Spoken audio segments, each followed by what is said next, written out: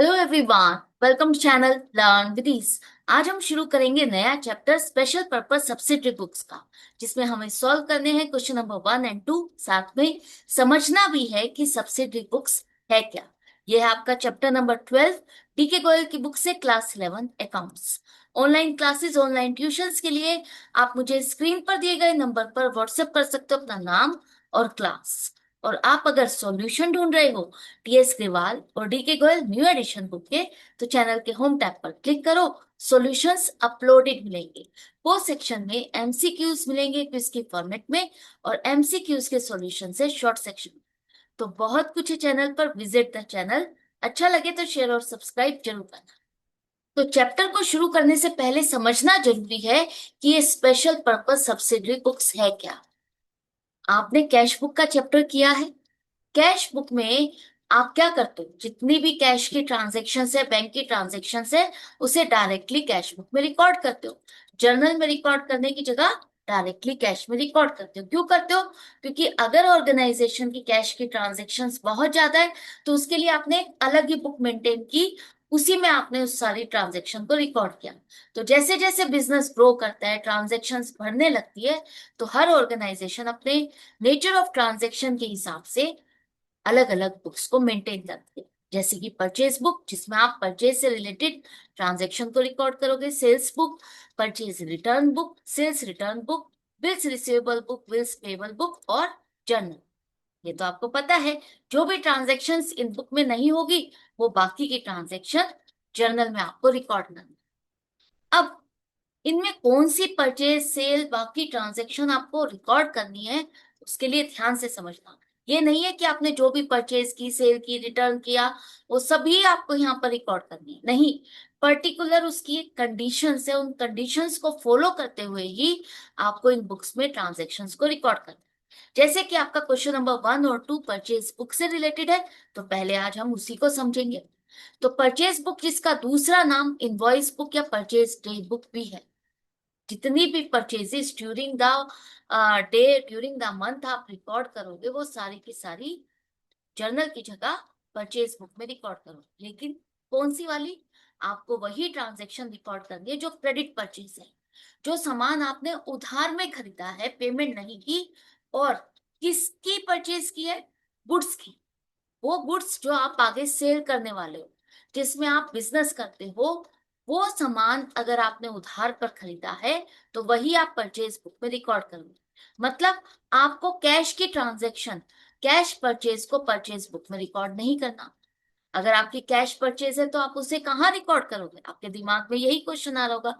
अगर आपने सामान कैश में परचेज किया, तो कैश बुक में, जहां से आप पेमेंट कर रहे हो, और दूसरा लेजर में एक अलग से परचेज अकाउंट बनता है, उसमें आप इसे रिकॉर्ड करो। दूसरा, आपको कौन सी चीज रिकॉर्ड नहीं करनी? जैसा कि मैंने कहा, परचेज बुक में जिस सामान में आप बिजनेस करते हो, जिसके लिए आप सेल परचेज करते हो, वही गुड्स आपको रिकॉर्ड करने हैं। अगर आपने बिजनेस की कोई एसेट खरीदी जिसे आप आगे सेल करने के लिए परचेज नहीं कर रहे, और अगर बेशक आपने इसे क्रेडिट पे खरीदा, तो भी परचेज बुक में रिकॉर्ड नहीं करो। तो दो कंडीशंस आपको याद रखनी है। आपने सामान उधार पे खरीदा हो, और वो सामान आपका आगे सेल के पर्पस के लिए आपने खरीदा है, तो कैसे रिकॉर्ड करोगे? समझो पहले।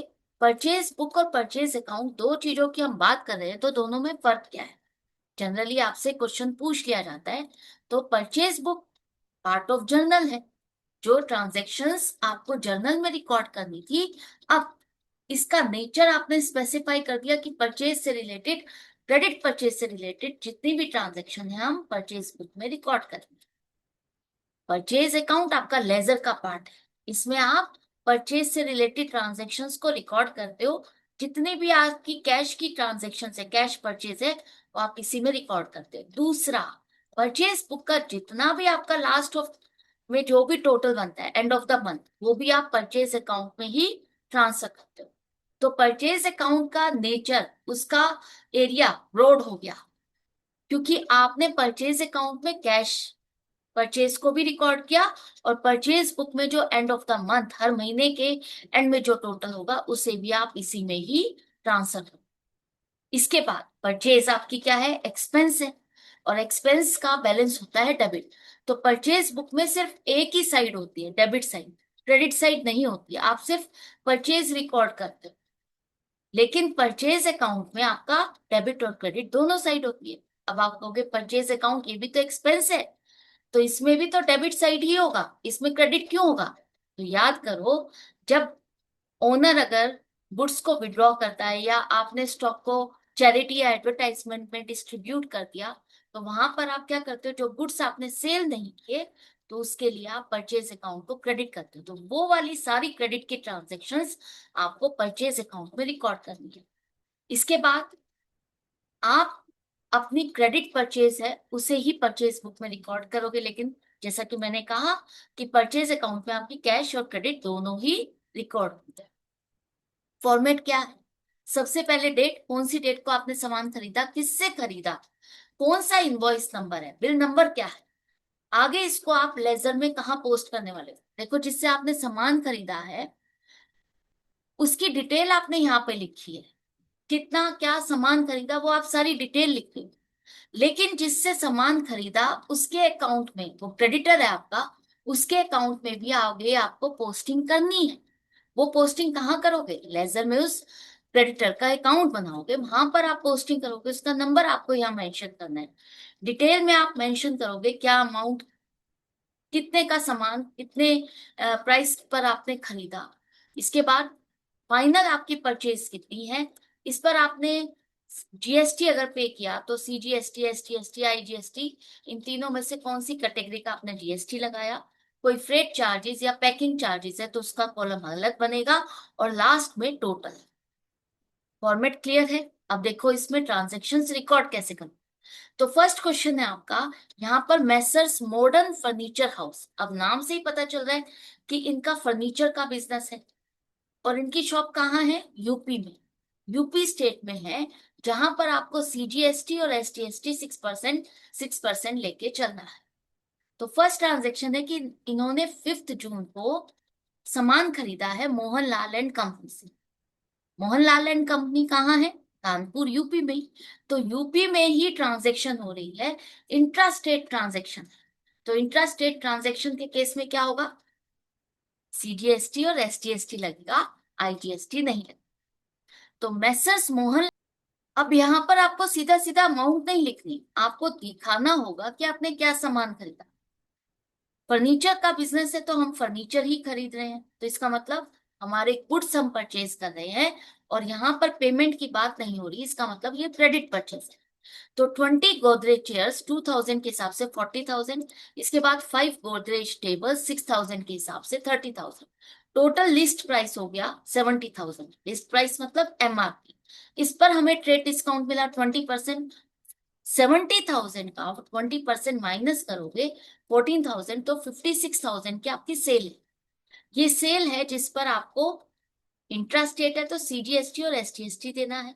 56,000 का 6% बनेगा 3,360, और इसी तरह से एसटीएसटी 3,360। तो टोटल आपका इनवॉइस जो आपको मिला, बिल जो मिला, वो 62,720 का है। फर्स्ट ट्रांजेक्शन क्लियर है? इसके बाद आपने 10 जून को मैसर्स भारत भूषण एंड सन से सामान खरीदा। ये कहाँ के हैं? यूपी के हैं। मॉडर्न फर्नीचर भी यूपी का है, ये भी यूपी के हैं। तो आपने अपनी ही स्टेट से सामान खरीदा, तो ये इंट्रा स्टेट है, तो सीजीएसटी और एसजीएसटी लगे। सामान क्या खरीदा? फर्नीचर का ही खरीदा है। क्रेडिट पर खरीद रहे हो तो यहीं पर रिकॉर्ड करोगे। 5 अलमीराज 12,000 के हिसाब से 60,000, 2 रिवॉल्विंग चेयर्स 20,000 के हिसाब से 40,000। टोटल एमआरपी 1, जिस पर ट्रेड डिस्काउंट 10% हमें मिला 10,000। 90,000 की परचेज है जिस पर 6% सीजीएसटी 5,400, और 6% एसटीएसटी 5,400। टोटल बिल हो गया 1,08,000। नेक्स्ट ट्रांजेक्शन है कि आपने सामान खरीदा है। सामान खरीदा किससे? 14 जून को सूर्या ट्रेडर्स लखनऊ के हैं। तो लखनऊ के ही हैं तो हमारी इंट्रा स्टेट परचेज हो गई, सीजीएसटी और एसटीएसटी ही लगेगा। सामान आपने फर्नीचर का खरीदा 80 डेस्क, 80 डेस्क खरीदे हैं 2,500 के हिसाब से 2 लाख, और 10 सोफा सेट्स 20,000 के हिसाब से 2 लाख। टोटल परचेज हो गई 4 लाख, जिस पर 15% रेट डिस्काउंट मिला, माइनस करेंगे 60,000, तो टोटल परचेज 3,40,000। इस पर आपने CGST 20,400 किस पर कैलकुलेट करोगे? 3,40,000 का 6%, और SGST भी 6%, और टोटल बिल हो गया 3,80,800। इसके बाद जो नेक्स्ट ट्रांजेक्शन है, ध्यान से रीड करो क्या लिखा है यहाँ पर। आपने जो सामान खरीदा है वो कैश पेमेंट करके खरीदा है, इसका मतलब ये कैश परचेज है। फर्नीचर खरीदा है लेकिन पेमेंट करके खरीदा, क्रेडिट परचेज नहीं है। तो आप अगर ये क्रेडिट परचेज नहीं है तो आप इसको यहाँ पर रिकॉर्ड नहीं करोगे। इसके बाद नेक्स्ट ट्रांजेक्शन है जहां पर आपने फर्नीचर तो खरीदा है लेकिन सेल करने के पर्पस के लिए नहीं, ऑफिस यूज के लिए। जो फर्नीचर आपने खरीदा वो आपके ऑफिस में एज अ एसेट यूज होगी, तो आप, अगर ये आपके गुड्स नहीं है तो आप इसे यहाँ पर रिकॉर्ड नहीं करोगे। तो परचेज बुक में आपको बस ये 3 ट्रांजेक्शन रिकॉर्ड करनी है। एंड में आप टोटल लिखोगे, टोटल किसका? परचेज के कॉलम का। फिर उसके बाद इनपुट CGST, इनपुट SGST, और लास्ट में टोटल इनवॉइस का। तो ये सारा आपने लिख लिया है, तो ये क्वेश्चन आपका कंप्लीट हो गया है। अब क्वेश्चन नंबर 2 में messrs Ram Narayan and sons, जो कि केरला से बिजनेस कर रहे हैं, और इनका बिजनेस है रेडीमेड गारमेंट्स का। मतलब गारमेंट से रिलेटेड अगर इन्होंने सामान खरीदा तो वो इनके गुड्स हैं, और उधार पर खरीदेंगे तभी हम परचेज बुक में रिकॉर्ड करेंगे। तो कैसे रिकॉर्ड करना है आपको? फॉर्मेट वही रहेगा आपका, और आपको एक एक करके रिकॉर्ड करना है। तो सबसे पहले सेकंड में को मैसर्स फैशन हाउस, जिससे हमने 100 शर्ट्स 1,800 के हिसाब से खरीदी, और 75 टी-शर्ट्स 1,600 के हिसाब से खरीदी। टोटल MRP 3 लाख, जिस पर हमें ट्रेड डिस्काउंट मिला 20%। तो 20% 3 लाख का 60,000 माइनस करने के बाद परचेज आपकी 2,40,000। अब जिससे आपने सामान खरीदा है फैशन हाउस, वही आपके गोडाउन फैक्ट्री तक सामान पहुंचाने वाले हैं, जिसके लिए वो फ्रेट चार्जेस भी चार्ज कर रहे हैं। तो 10,000 रुपीज आपके इनवॉइस में ही as a freight charges add होकर आ रहे हैं। तो जब आप फ्रेट की सर्विसेज ले रहे हो तो इस पर भी आपको GST पे करना होगा। GST की इंफॉर्मेशन क्वेश्चन के एंड में दी हुई है कि CGST 9% है और SGST 9% है, और आपने जिससे सामान खरीदा है वो महाराष्ट्र के। तो यहां पर हमारी एक सेल कौन सी हो गई? इंटर स्टेट सेल हो गई। और इंटर स्टेट सेल के लिए आपको IGST टोटल 18% पे करना होगा। Purchase plus freight 2,50,000। तो 2,50,000 का 18% 45,000 IGST हो गया, और इनवॉइस की अमाउंट हो गई 2,95,000। क्लियर है? आपको याद रखना है, ध्यान रखना है कि आप सिर्फ गुड्स पर ही GST नहीं लगाओगे। जो आप सर्विसेज ले रहे हो, और वो सर्विस भी जो पार्टी अगर आपकी आउटसाइड से है, किसी और स्टेट से रिलेटेड है, तो उस सर्विस पर भी आपको IGST ही लगाना है। इसके बाद हमने सामान खरीदा 10th मई को अपोलो गारमेंट्स, जो कि केरला के ही हैं। केरला सेम स्टेट से हैं तो हमें CGST और SGST लगाना है, इंट्रा स्टेट सेल है। तो सामान हमने खरीदा 65 शर्ट्स, 80 टी-शर्ट्स, और टोटल MRP हो गया 2,50,000, जिस पर हमें ट्रेड डिस्काउंट मिला 20%। 2,50,000 का 20% 50,000 माइनस करने के बाद 2 लाख। इस पर भी आप फ्रेट पे कर रहे हो 2,000। आपने फ्रेट की सर्विसेज ली, वो आपके गोडाउन तक सामान पहुंचा रहा है। तो टोटल 2,02,000 पर आपको GST पे करना है। अब ये इंट्रा स्टेट है तो आपको CGST और SGST 9% पे करना होगा। किस पर? 2 लाख प्लस 2,000, 2,02,000 पर आप GST को कैलकुलेट करो, और इनवॉइस टोटल हो गया 2,38,360। इसके बाद नेक्स्ट ट्रांजेक्शन को ध्यान से रीड करो क्या लिखा है। हमने गार्डन फर्नीचर हाउस से सामान खरीदा, 12 चेयर खरीदी, चेयर्स खरीदी है हमने। हमारा बिजनेस तो रेडीमेड गारमेंट्स का है, और अगर आप चेयर खरीद रहे हो तो ये आपके गुड्स की कैटेगरी में नहीं आएगा। ये चेयर, इसका मतलब आपने ऑफिस यूज के लिए खरीदी है, ये आपकी एसेट है। और एसेट अगर आपने उधार पर खरीदी है तब भी हम इसे परचेज बुक में रिकॉर्ड नहीं करेंगे, तो इसकी एंट्री आपकी यहाँ पर नहीं होगी। इसके बाद सेकंड ट्रांजेक्शन जो आपकी 25 मई की है, इसको भी ध्यान से रीड करो, क्या लिखा है। आपने अमिताभ शर्ट से सामान तो खरीदा है, गारमेंट्स का ही खरीदा है, लेकिन पेमेंट करके खरीदा है, उधार की परचेज नहीं है, क्रेडिट परचेज नहीं है, तो हम इसको परचेज बुक में रिकॉर्ड नहीं करेंगे। क्लियर। तो ये दो ट्रांजेक्शन्स आपको रिकॉर्ड नहीं करनी।